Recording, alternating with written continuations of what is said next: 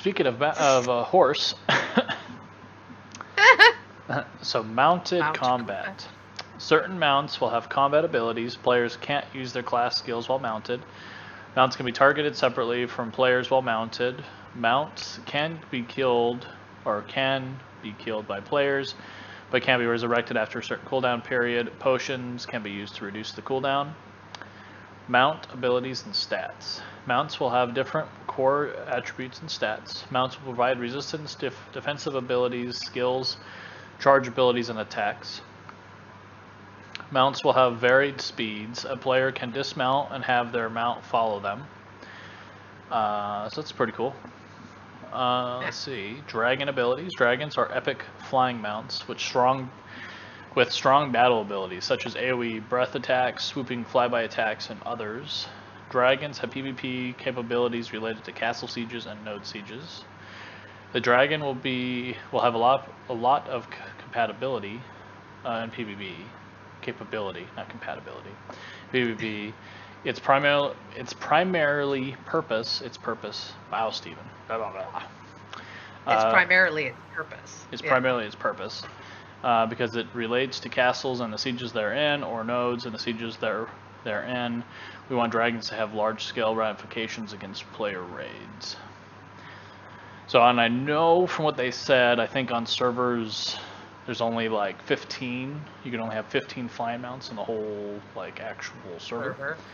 So, depending upon, like I said, they want. Now what I did hear from Tavern Gaming is he said that you will have mounts that will glide. So BDO has that, right? So you have mounts that actually fly, but you got to earn those, and those take a lot. Some of them are as simplistic as becoming the mayor of a town or a node. So but I mean that means you have to win the hearts and minds of the people. Let's see, combat pets. Combat pets, also referred to as item pets or universal combat pets, may be tamed from certain creatures in the world. Tamed, that's pretty cool. Combat pets will not increase a player's power and will require a sacrifice from the player. Combat pets have a horizontal progression, not a vertical one. Combat pets are characterized by class and will adhere to a simple trinity structure, tank DPS support. Combat pets will also be categorized into different rarities. It will participate in combat. It will allow you different options sometimes, but it won't necessarily increase your power, and you'll be sacrificing something for it. Combat pets are not the same as summoner summons. Summoner summons that they summon. So, oh boy, not these again. Right. So that's cool. Like I said, if I can summon 3 bears and have a combat pet bear, then that's awesome. But you'll be sacrificing something for it, which tells me it probably is your own health or something. That's fine with me. I'll be a summoner. I mean, technically, a summoner's build. I mean, to me, your summon is your combat. Like that is everything. So, all right, Miss Ellis, I'll let you do naval combat and DPS meters. Well, you like ships. Why don't you do naval combat? All right, and then you have the last two. Ships are your thing. Yeah, I got burnt out on BDO. It's still such a grind, but I finally did some progress, but still a grind.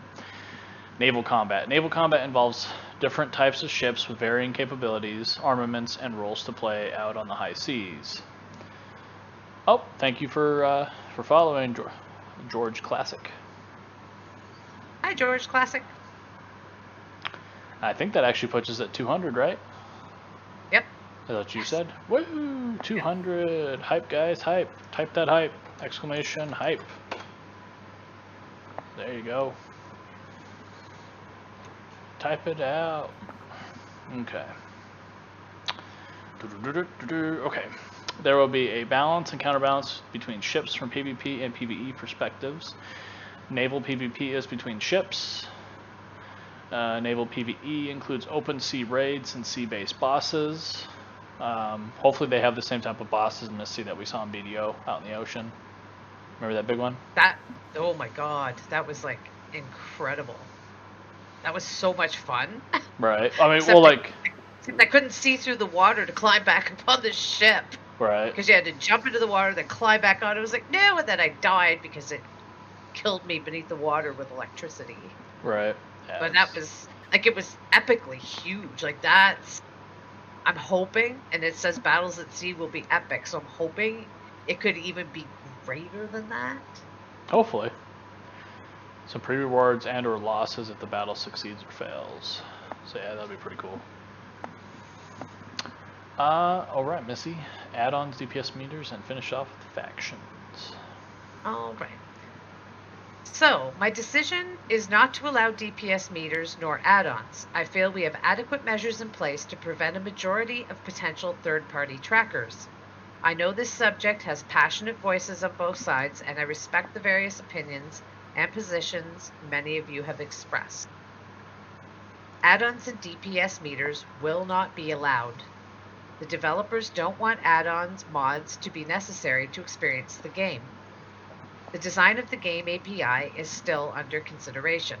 There will be integrations available for streaming services such as Twitch and a few other services, but it's not something that will be exposed through an API just yet. The developers believe that parsers, DPS meters, can have negative effects. The idea is to make a one-stop shop from the company when it comes to in-game systems. We don't really want to have add-ons, in my opinion. There will be leaderboards. Combat logs. There are combat logs in Ashes of Creation. We will be providing combat data for individual players in their chat window that players can filter and analyze for themselves.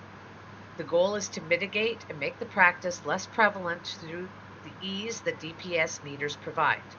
Also to place actionable enforcement for players who attempt to circumvent the decision by use of third-party programs for which we will be monitoring. ATC, Final Fantasy. Yeah. Yeah. I get that, yeah, because that leads to people being kicked from teams and things like that. If, oh, well, your DPS wasn't this or that or the other.